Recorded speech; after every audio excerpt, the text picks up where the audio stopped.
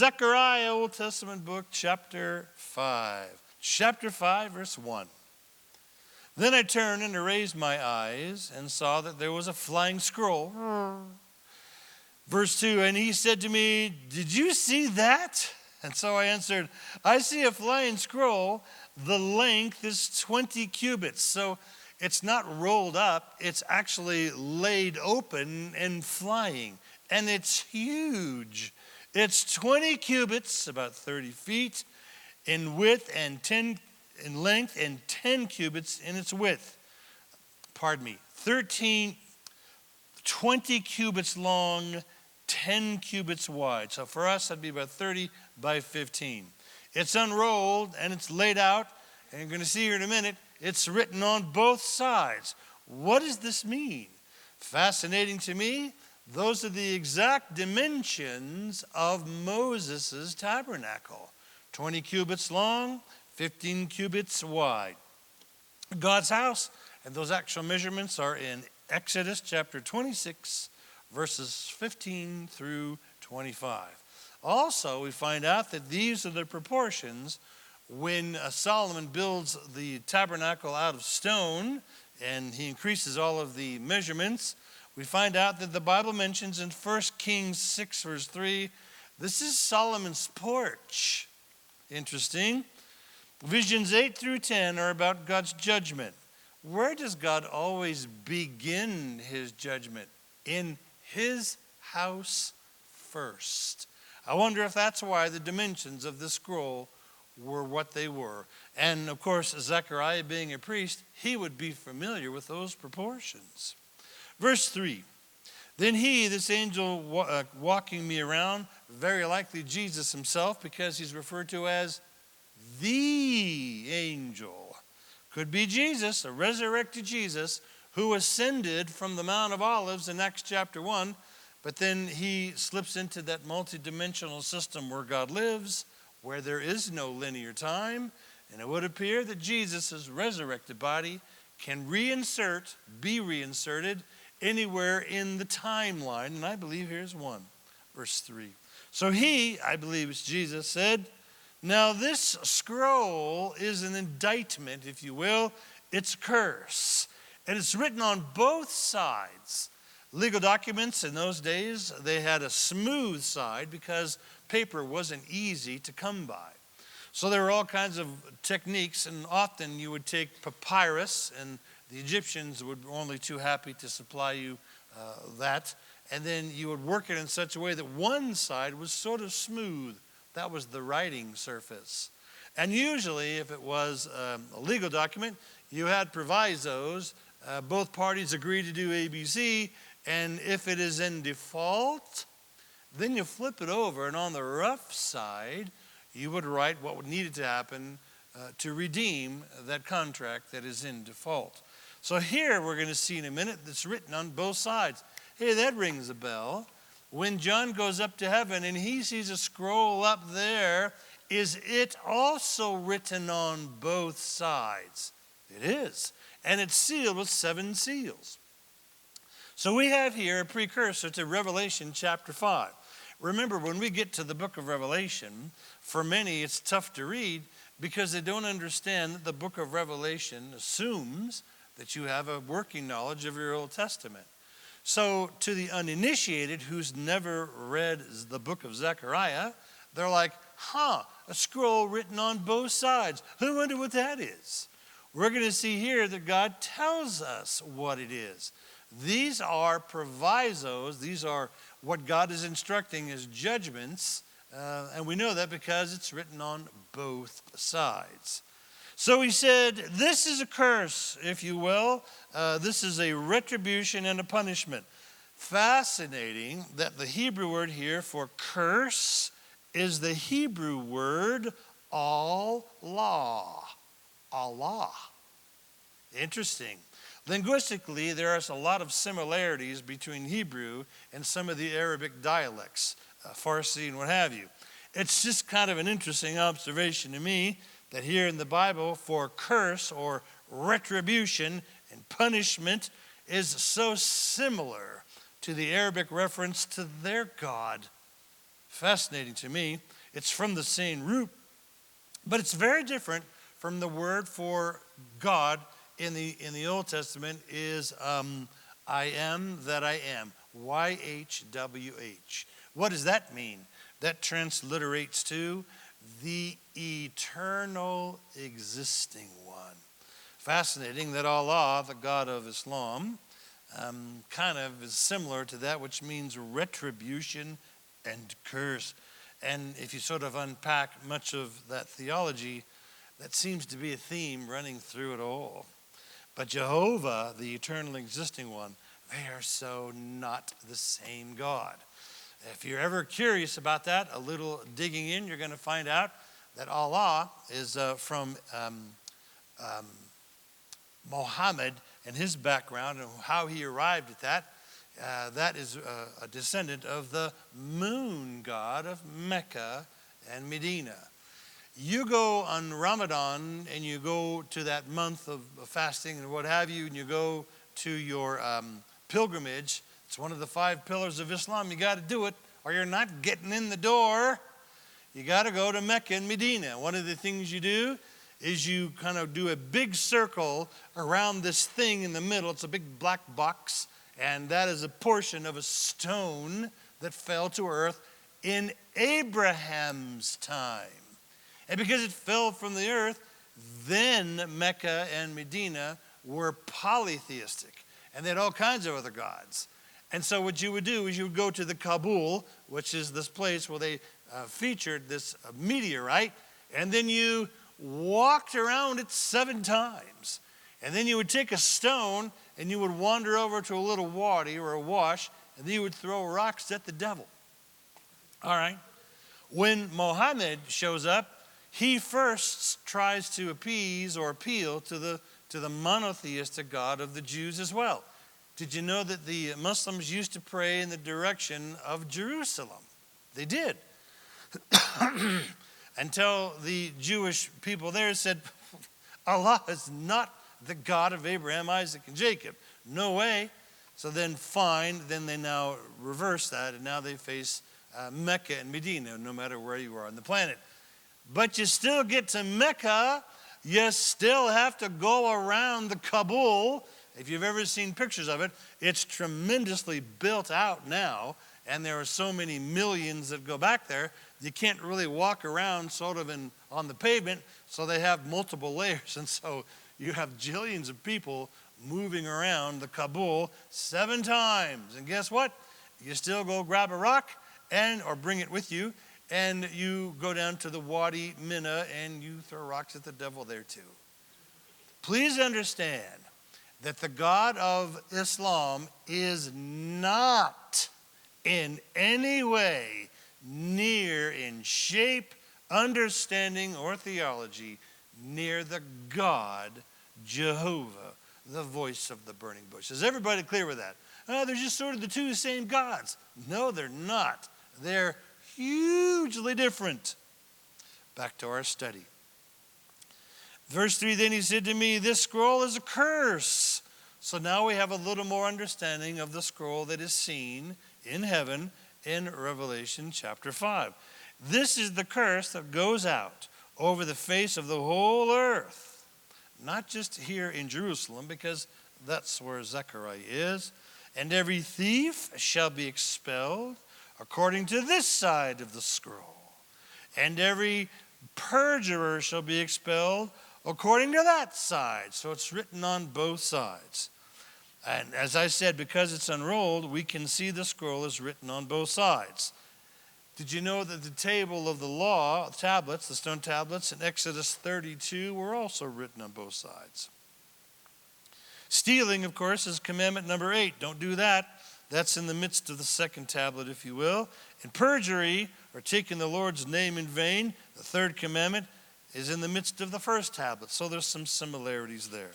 And like the scroll in the book of Revelation, chapter 5, written on both sides, they are sealed with 7 seals, and then those seals are popped. And of course, then that begins the judgments of the book of Revelation. Verse 4. I will send out the curse, really my judgment, says the Lord of hosts, and it shall enter the house of the thief and the house of the one who swears falsely by my name. It shall remain in the midst of his house and consume it, which is timber and stones.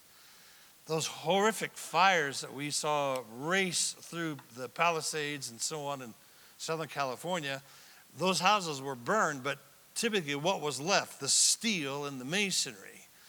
This is saying God's judgment is going to be so complete, there's going to be no timbers and no stone, no fireplaces, no nothing. This huge scroll is God's record of sins against him and other people. This is probably reminiscent of the books that will be opened on Judgment Day as well. Everybody understands it. Well, how are these judgments sort of executed? Does God blow from heaven and then everything happens? For your consideration, I think that a very, very important principle regarding sin are these three verses. Verse number 1, Numbers 32:23, which is cool. If you have OCD, you love that number. 32:23. It's the same backwards and forwards. Be absolutely certain, God said, your sins will find you out. Now, what does that mean? They'll find you out. Like a detective, they'll sniff, sniff, sniff. Aha! Here's another one. Proverbs 26:27. Whoever digs a pit will fall into it, and he who rolls a stone will have it roll back on him. In other words, when you exert energy for sinful sort of designs, God sees to it that it's a principle. It's gonna come back and bite you. How we have described it here in the West, what goes around comes around. And then here's Galatians chapter 6, verse 7. Do not be deceived, God is not mocked. For whatsoever a man sows, that will he reap. I wonder if much of the judgment of God is him not really activating anything specific, although it might. And even in the book of Revelation, many of the judgments that are scorching planet Earth is God taking his hands off of the humans and letting them destroy one another. Because after all, many of the people who aren't going to be in heaven forever and ever, they're there because they lived their whole life here under the sun. I don't want God. I don't believe there is God. I don't want him. And reluctantly, with a heavy heart, God gives them an eternity of just that. But please remember, hell is so awful because nothing of God's attributes will be there. Is hell so horrific because God in his Imagineerings or whatever, like Disneyland has Engineering is a fun play on the word, engineer. Did God just sort of invent really terrible and cruel ways to torture people? Is that why hell is so bad? Hell is so bad because he's not there. And because he's not there, neither is his light, his love, his healing, his rest, all the things that we cherish here, none of that is going to be in hell. Hell's not going to be too bad because at least my buddies will be there. You don't understand. Camaraderie and trust, which makes a friendship. Who invented those? God did. So that's not going to be there either. It'll be every person for themselves in pitch blackness. Oh, remember, hell was not made or designed for humans. It was designed for fallen angels. So they'll be there too. And don't forget, take a cross-section of angels. We find that some of them are very, very large, and then various size and various strengths. If a cross-section of those angels fell following Lucifer, it makes sense that some demons are worse than others. What are the demons doing there? They're probably taking out their own rage and frustration on the new-bodied people, humans, who had their disembodied spirits rejoined with their physical bodies, and those physical bodies, like what we got at the rapture, they're going to exist for all eternity in those physical bodies, likely that will feel pain, because in heaven we are experiencing pleasure. There's a river running through the New Jerusalem. It's crystal clean and clear. It would seem that we can drink of that river freely. I don't know that we'll need or require water to live, but how many of you know when you're very thirsty how pleasurable is an ice cold glass of water?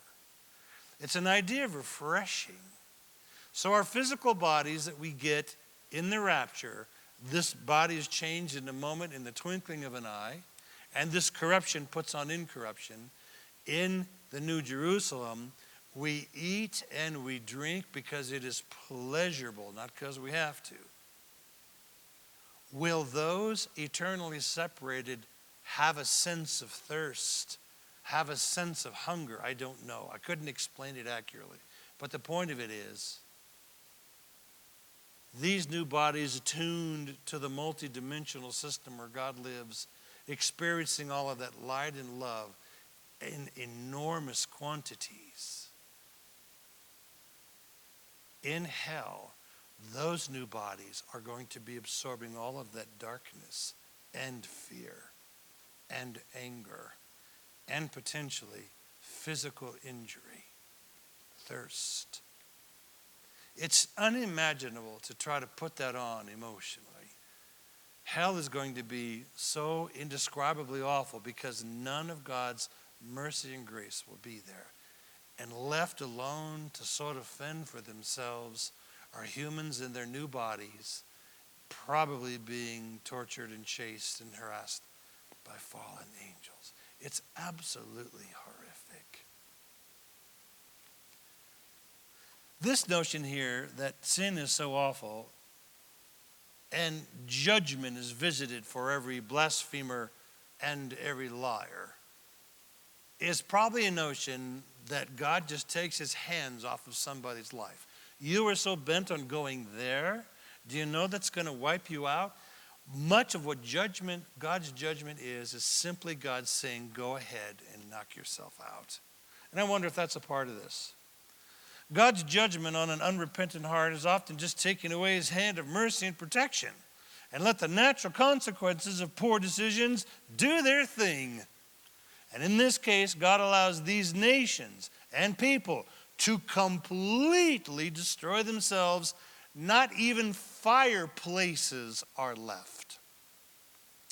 Now we're going to get into vision number 9. Now we know what that scroll is about. And you see that illustration and understanding here is probably going to give us a lot of insight when we get to Revelation 5.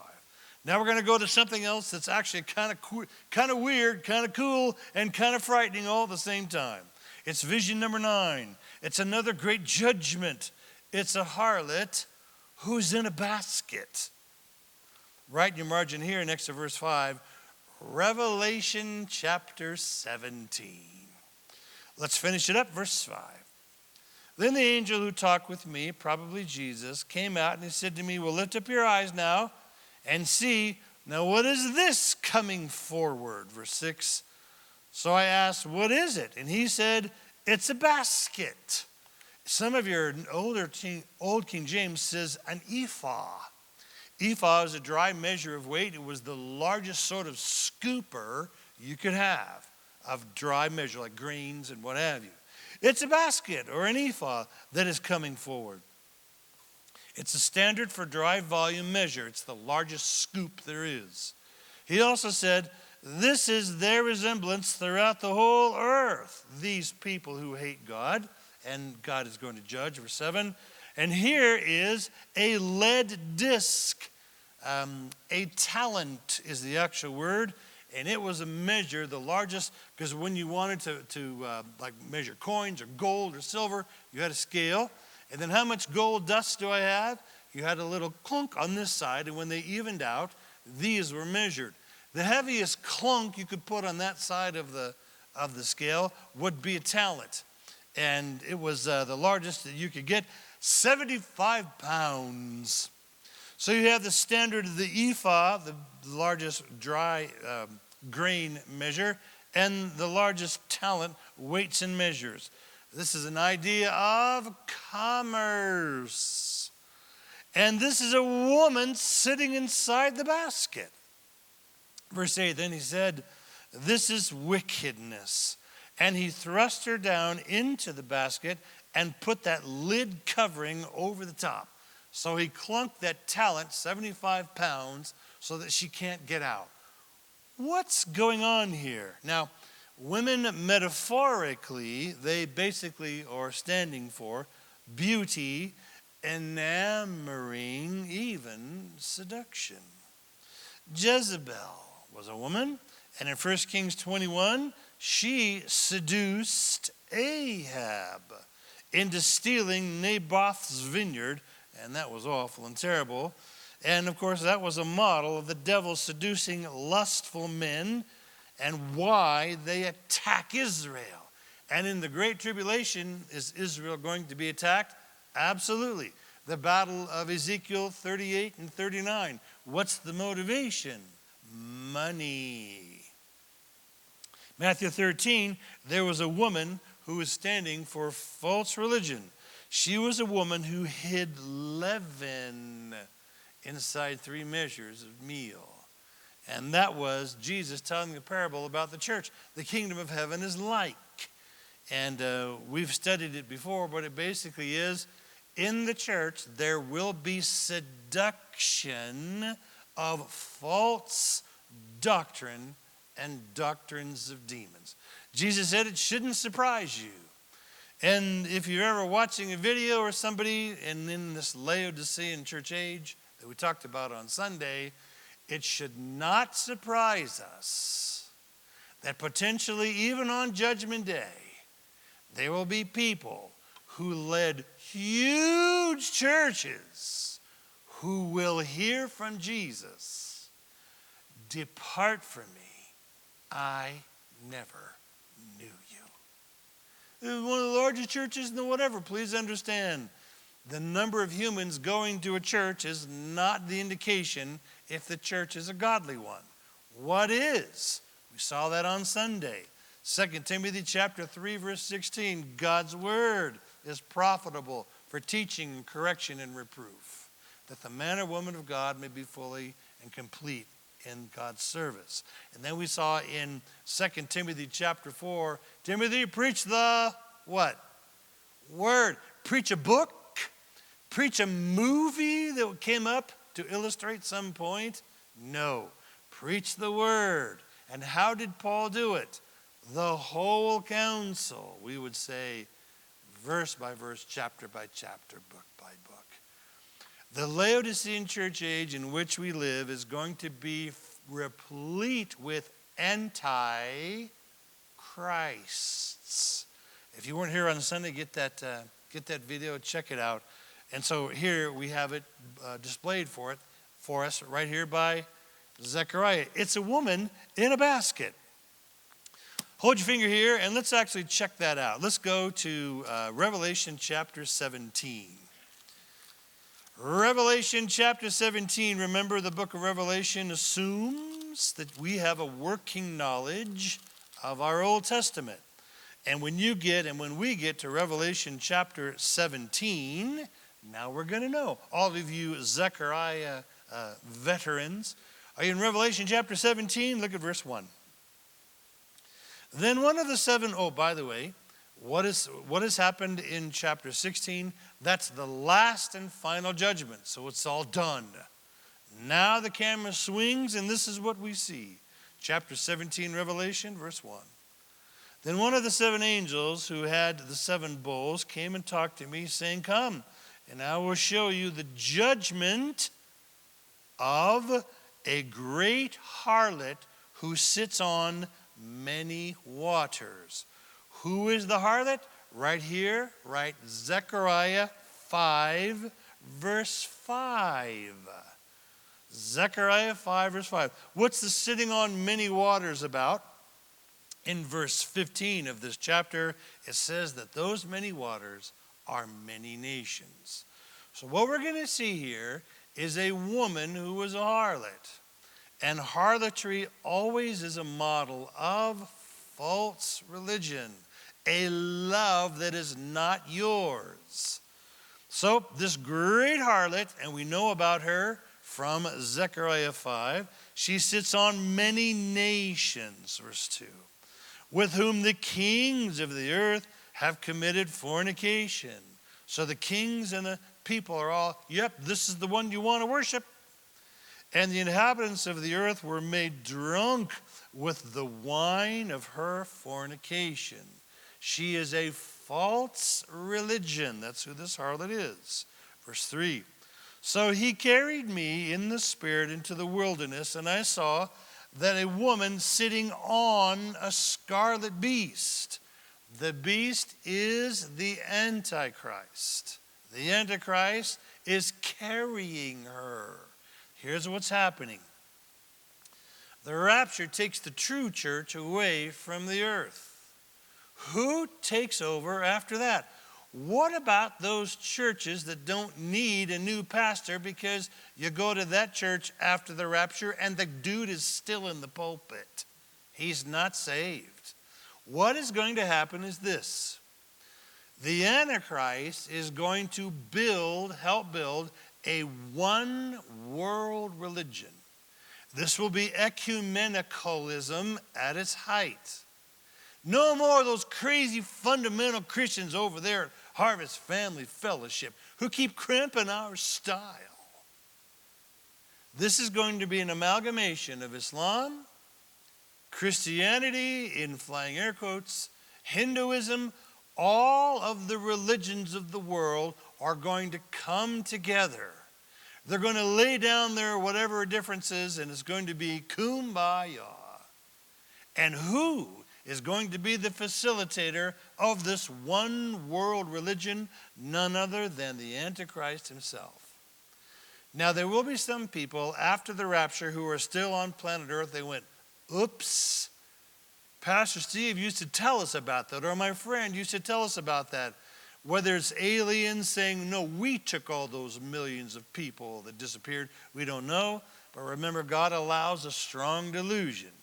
So whatever excuse is given for why those millions of people disappeared, all the video evidence, all the Ring door cameras, they're going to see the UPS guy who was a Christian about ready to ring the doorbell, and all of a sudden, whoop, all of his empty clothes slumped to the porch. There are going to be dramatic details and video.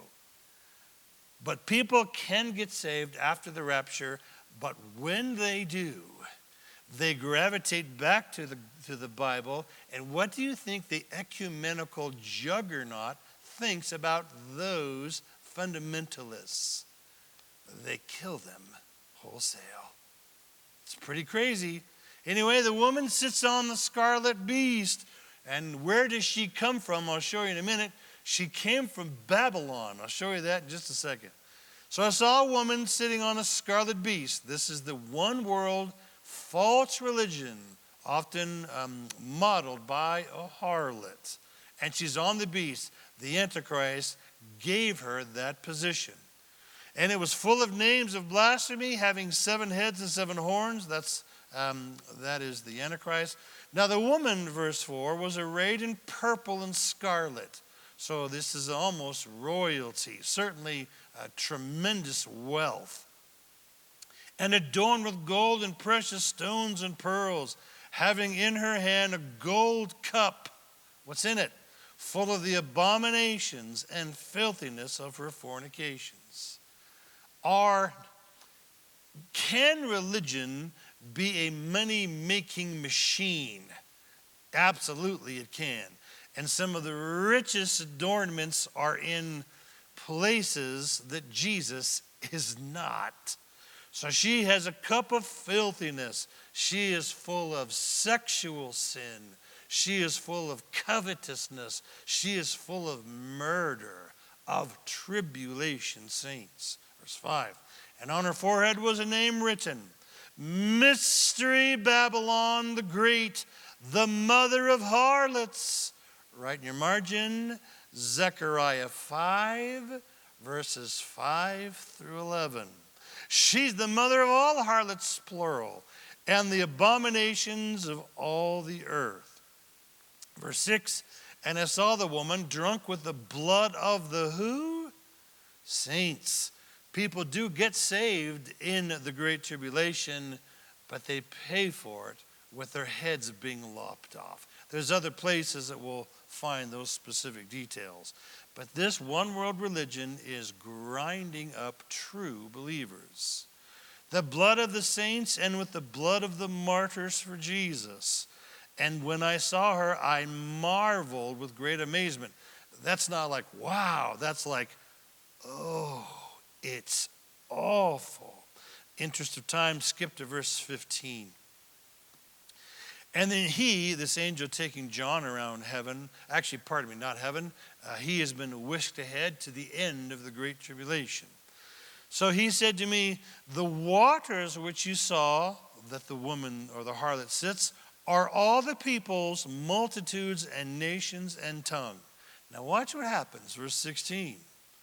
And the 10 horns which you saw on the beast, these will hate the harlot, and make her desolate, naked, and eat her flesh, and burn her with fire.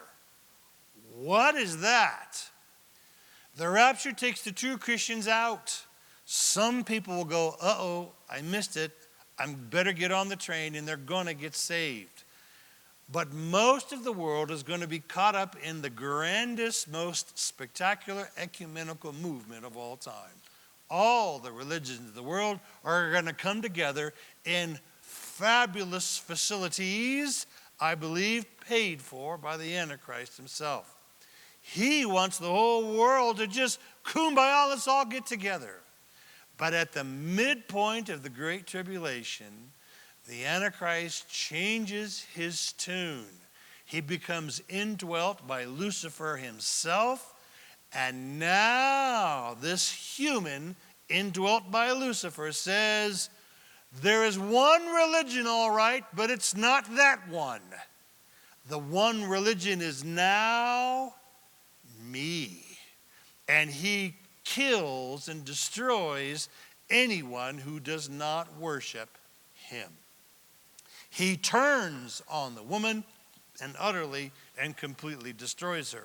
Now the last part of the Great Tribulation is everyone worships me. So does that clear up who the harlot is?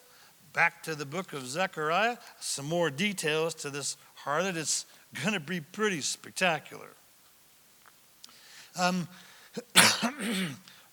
Let's read verse 6 again. What is it? He said, it's a basket. He also said, this is their resemblance throughout the world, and I'm going to put this lead disc right on top of it. And this is a woman sitting inside the basket. Verse 8, and then he said, it's wickedness. It's going to find all idolatry is wickedness. The idea that this is a woman is a notion of seductress and beautiful. And if you don't watch your biblical P's and Q's, you would be sort of seduced to want to connect with her. Don't do it. This harlot is wickedness, and there's been many idolatrous religions. The biggest and the biggest whopper of them all will be after the rapture takes the real Christians out. He thrust her down into a basket, put the covering on the top. Verse 9, and then I raised my eyes and I looked, and here come 2 more women. These are not angels. Again, why a woman? It's an idea of beauty. It's an idea of, you come here. These are not angels. These are 2 seductresses. Coming with the wind in their wings. So some people say, well, they got wings, so they must be angels, right? Watch. For they had wings like the wings of a stork. Know your Bible, and the Bible will explain itself. Right in your margin here, Leviticus 11, verse 19. Storks are not clean. They are not kosher. These are 2 women with wings like a what? Stork. These are bad girls. Don't go with them. They had wings like a stork. Leviticus 11, verse 19, unclean. This is a notion of evil seduction is coming. And they lifted up the basket between earth and heaven. Literally, we have an airlift going on. Verse 10, so I said to the angel who talked with me, well, where are they carrying the basket? Watch this, verse 11. And he said to me, to build a house for it, the basket really for her, in the land of Shinar. Highlight that or circle that. That is Babylon. You can write Micah 5, verse 6, a.k.a. the land of Nimrod. What did Nimrod found? The city of Babylon. Where's she going? She's going to land one day and live fully. They're literally in the city of Babylon. Bible has rightly been described as the tale of two cities. Which city is God's city? Easy, over 800 times. Jerusalem. Is there a devil city, an anti-city? Yes. Take three guesses who it is. Babylon. And when it is ready, sometime soon, my opinion, during the Great Tribulation and just before. And when it is ready, Babylon the city, the basket will be set there on its what? Base, foundation. We're done here. Oh, actually, you can write next to verse 11, Genesis 10, 1 through 11. Are you sure about that Shinar business, Steve? We're done in Zechariah. Join me in the book of Genesis. Let's check it out. Just to be sure, remember, the Bible is always its own best explainer. Let's go to Genesis 10. The flood of Noah is chapters 6 and following. Now the ark has come to rest. In chapter 10, we're going to get the skippy on who's going where. So the ark is done, and Shem, Ham, and Japheth are now going to build their families. Let's pick up the story. Genesis 10, look at verse 1. Now this is the genealogy of the sons of Noah, Shem, Ham, and Japheth. The sons were born to them after the flood. And so look down there to verse number 8. Verse number 8. Now Cush begot Nimrod. And then write Zechariah 5, verses 5 through 11. Well, what did Nimrod do? He began to be a mighty one on the earth. And that sounds kind of like a glowing, oh, so he was a real cool guy. Mighty in the sense of not good. He was awful. Verse 9, he was a mighty hunter before the Lord. Again, a little misleading. If we read Hebrew, you would see this word in the face of God. He was a mighty hunter and effectively said to God, forget you, I'm awesome. That's who Nimrod is. In the face of God. That's why the transliterations say before God, literally in front of, but to give it a little more cultural understanding, in the face, in God's face. Therefore it is said, like Nimrod, a mighty hunter in the face of God. And the beginning of his kingdom was Babel. Circle that. He founded the city of Babel.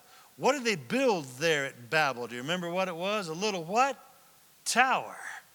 Now the tower, it says, so they could touch the sky. And we're like, oh, those quaint people, they thought that they could get up and touch the blue bowl of the sky. No. They knew that the sky, the real sky, was where the stars are.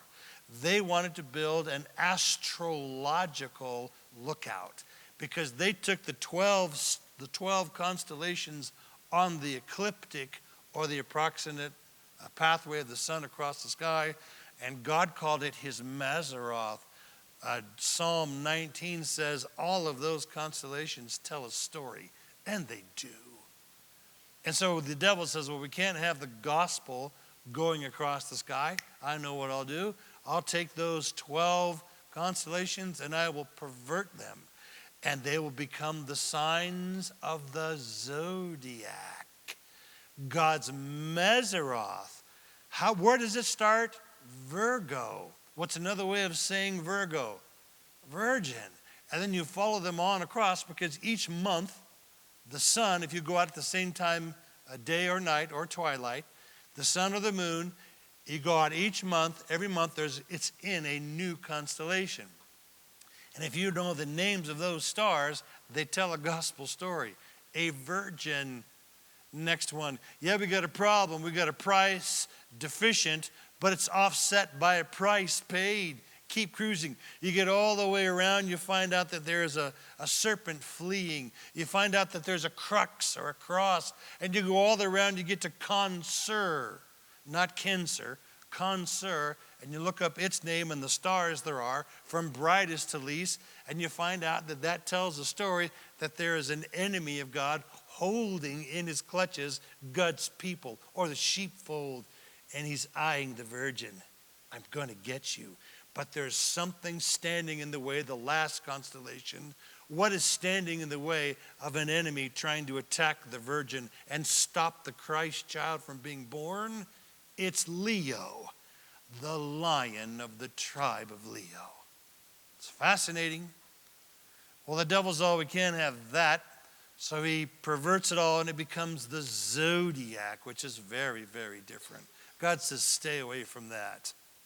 And that's why we have here that he built this tower to view the astrological signs more clearly. He was all about the occult. He built Babel, Erech, Akkad, Calneh, and in the land of, circle that, what is it?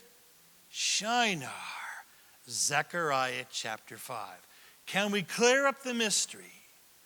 Where will the greatest harlot or false religion eventually have its centroid of power? Are we pretty clear where that's going to be? In the plains of Shinar, Babylon.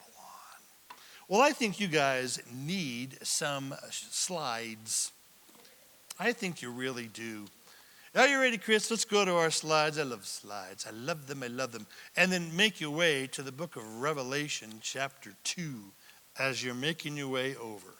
We're going to show you some slides. Revelation chapter 2, we'll come back to this in just a second. This is all going to tie together. All right, here is the land that Babylon is about. You heard of these are the plains of Shinar. See where Babylon is there? Can you see where you have the Mediterranean to the left, and you have the Gulf, the Arabian Peninsula, Arabian Sea, and then there's kind of acclimating. Those two main rivers, the Tigris and Euphrates rivers, are largely understood by anthropologists to be the cradle of humans. Some of the oldest humans found are in this. And then you'll see that those two rivers, they gather much of their salts and sediments and nutrients from the mountains of Asia Minor. And by the time they flow down to the Arabian Sea, that's why that's such a fertile valley. Now, with your eyes, see the name Syria, and then all the way down, and you're going to see there is Egypt, and you'll see Memphis, and you'll see the Nile River. The Nile River also has some of the oldest human artifacts on the planet. So from the Nile River, especially the Delta, all the way up across the top and down the Tigris Euphrates, that sea is called the Fertile Crescent.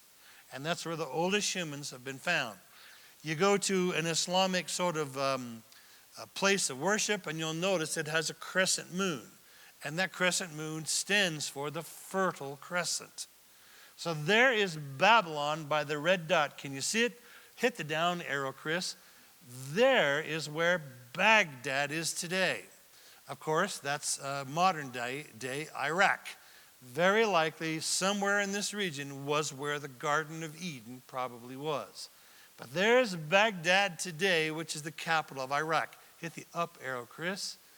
there is Babylon. You can see they're not far apart, roughly about 70 miles. Down arrow again, there's Baghdad. So you got a basic idea what we're looking at. Hit the go button. Well, let's go back to Babylon.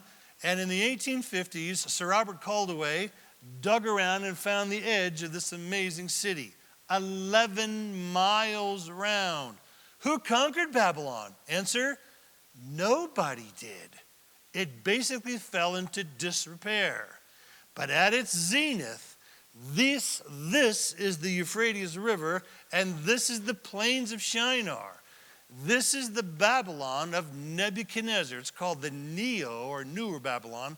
But at its zenith, this was the mighty Babylon.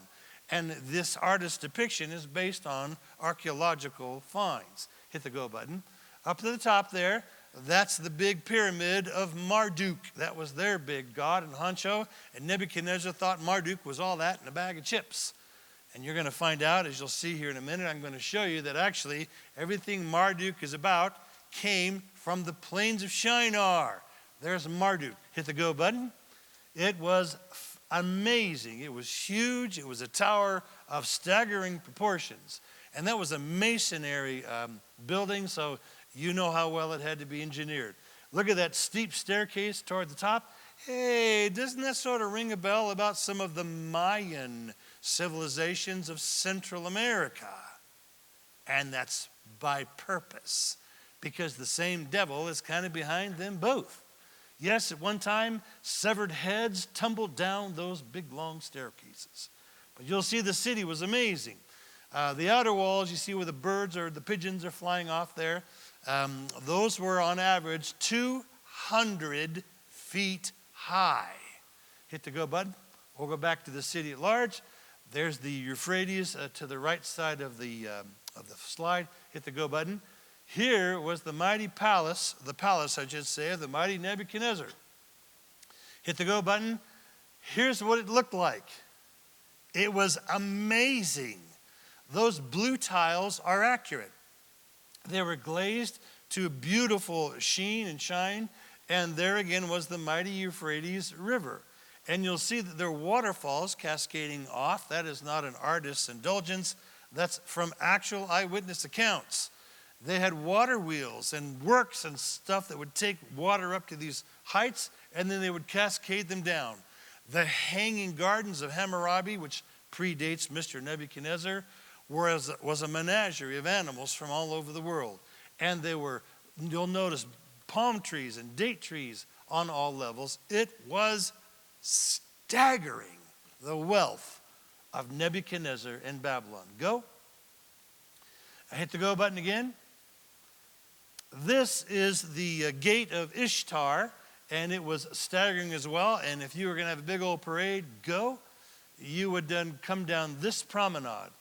Can you see that this artist was capturing the brilliant blue stone? Nebuchadnezzar's grandson, Belshazzar, he's having a big old party because Cyrus the Great is rumored to be amassing troops upriver. And Belshazzar says, no worries, they're not going to starve us out because we have reserves for our entire city for years. Let them knock themselves out. Instead of preparing for battle, he throws a big party. And that's when a hand shows up and writing starts happening on the wall. Mene, tekel, upharsin, you've been found wanting and you're going to die tonight. What happens is, I'll show you in just a minute, Cyrus upriver diverts the Euphrates into the irrigation systems, and at the wall, the river drops in elevation and his commandos go under the wall, and they come through the city and they open up those gates, the Ishtar gates. A few weeks later comes the mighty Cyrus, the Persian king, goes right down that promenade right there and goes through those gates, the Ishtar gates. That's where he is met by Daniel, who shows him his name in the Bible. What about those gates? Man, too bad we couldn't really see them. Hit the go button, Chris. Yes, you can, because there they are. That's amazing. Caldaway and subsequent archaeologists, Caldaway was German, and so he found most of those stones. That is not spiffed up for the tourists. That's basically washed off and stacked and those are the actual Ishtar gates that he found. He took them brick by brick back to Berlin, and that's where this is on display. And as you might imagine, the Iraqis are kind of sore about that. They want their Ishtar gates back. So there's some legal battles going. But there is the actual Ishtar gates, and you can go to the Pergamum Museum in Berlin and look at them. Go. They're staggering. Those are them, you guys. King Cyrus walked under those gates. Fascinating. Go. Looking up a little closer, their big mascot was a lion. And in other locations, you'll see lions with wings. And that's important in our Bible study in the book of Daniel. When the creature that he sees lying with wings, that's Babylon. Go. Now, I want you to see upriver, hit the go button. Here's a line. His troops, a few of them, came down, floated down that river that had been diverted. It's in October. And at that wall, the water level dropped. That's when the commandos went under the wall, and they met some bars there. They sawed through those bars, hit the go button. Then they scurried across town, right to the east gate, the Ishtar gates, and they opened the gates to the rest of the army that was on the outside. And in one night, the mighty Babylon fell to the Persians. A stunning victory that is still studied in military academies to this day. Go up, hit the go button. Well, there's another shot of it. Hit the go button again. Some of those are 2,500 years old. Hit the go button. Now, there were other archaeologists that found other things, and an English archaeologist found that rock there in the middle, and that's called the Cyrus Cylinder. Hit the go button. This is in London. And he found one half in one dig, and several years later he found the other half. And they found it, by the way, in the ruins of the big ziggurat, or that big pyramid, to Marduk. And they put them together. Go, and you can zoom in on it, and it tells a story. And in that story, it tells of how King Cyrus won that battle and why we know the specifics of what happened. That's cuneiform, put into a wet clay, and then eventually fired and made hard into the cylinder that laid buried for almost 2,000 years. Go. There's a Cyrus stone. This is fascinating. Before Saddam Hussein, who featured himself and thought of himself as a modern day Persian king, and he said that he was directly descended from King Cyrus, and he might be. So what he did is he built the old Babylon. He started to rebuild new. He would send bricks and masonry and engineering and money and funds 70 miles upstream, and Saddam Hussein, to rebuild the old Babylon. Go, not just the old Babylon. This is a fascinating picture. Behind there, that's the new walls. In the foreground, that's the old walls. Some of those stones could be upwards of 3,500 years old and date back to Hammurabi. And behind them, the new stones of what Saddam Hussein could build. This is what's really amazing to me. Go. He then looked at and found on his archaeology that is Nebuchadnezzar's old palace, or I should say, built on the foundations. In the forefront to the bottom, there's your Euphrates River. Saddam Hussein was firmly convinced that he found the actual outline of Nebuchadnezzar's palace, and he rebuilt it. Go. And this absolutely gives me shivers down my spine. You remember Operation Desert Storm? And so when our Marines got there and we took over, that is a U.S. Marine soldier, and he is walking on the marble of the rebuilt palace of Nebuchadnezzar. What is fascinating to me is that great room supposedly was built right on top of the old great room, and potentially was the place where Belshazzar was drinking booze out of relics that his grandfather took from the Jewish temple in Herod's day. that the writing on the wall took place. That is a U.S. serviceman walking potentially within the same confines of Nebuchadnezzar's palace. Does anybody get a little chill bumps when you think about stuff like that? Hit the go button. There was Nimrod in his Tower of Babel. The Bible says very specifically in the book of Zechariah, the greatest harlot, the greatest pseudo-religion, antichrist religion is going to be moved to what location? The plains of Shinar. Nimrod did it once. The Antichrist will do it again. Go, and he is going to build the greatest city that the humans will ever and have ever known. The Bible says in Revelation 18, the entire world slack-jawed about this amazing Babylon, the Anti-City. And in Revelation chapter 18, something happens. And in 1 hour, that whole city is done. We're going to end with this. Revelation chapter 2. I want to show you something. Look at verse number 12. And to the angel of the city of Pergamos. The word Pergamos means objectionable marriage. And you saw us on Sunday. This is when the state marries the church. And it gets weird from there. To the angel of the church of Pergamos write, these things says he who has a sharp two-edged sword. What's a sharp two-edged sword? It's the Bible. The Bible always cuts the legs out from false religion, the harlot. But notice what's happening here in Pergamos, verse 13.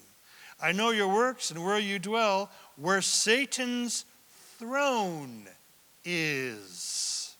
And you hold fast to my name, there are some Christians there, and do not deny my faith even in the days which Antipas and my faithful martyr, we're going to look at all this when we do the book of Revelation, who is killed among you where Satan dwells. There's twice. There's something that you need to know. Pergamum is 48 miles north of Smyrna.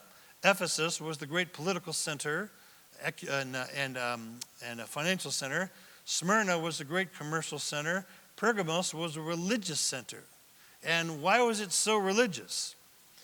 Prior to Alexander the Great, it was mostly a castle on a big hill, a strong fortification, well suited to be a bank.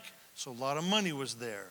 The Greek control was about to wane, so the city fathers saw the changing wind. Romans are coming. So they allied themselves with the upstart Romans. And when the Romans did roll through, they prospered greatly. It was a Roman capital. The region for the next 200 years was Pergamos. Now, according to the Greeks, Zeus was born in Pergamum. There was a great altar and a statue 150 feet tall. Maybe that's the seat of Satan. No.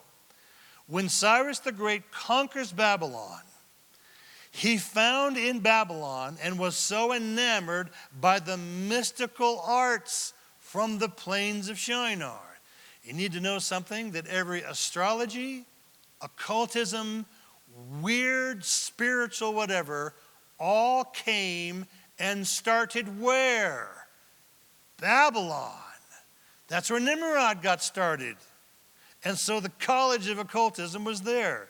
When Cyrus the Great rolls through, he runs into that college of weirdness and occultism. And by the way, it was really something. Astral projection, levitation, demonic goings-on, and he was very impressed by it. So King Cyrus moves the university of the priesthood to Pergamum. 63 BC, the Roman general Pompey conquers Pontus and Asia Minor. He runs into Pergamum. He also runs into the college of the wacky and the wild. And he came under the same spell because they were doing bona fide, supernatural stuff. He moves the university and the priesthood from Pergamum to Rome. And now the centroid of idolatry and occultism, magical arts and magistrates from Babylon are now in Rome. No, that didn't happen. Yes, it did. Go. If you're interested in this, you might read this guy. His name is Alexander Hislop. He was 1807 to 1865. He was a Scottish theologian. He wrote The Tale of Two Babylons in 1853. He documents the mother of God fetish of Semiramis and Tammuz from Babylon. Okay, Steve, take a breath. Let's all stand. We're done.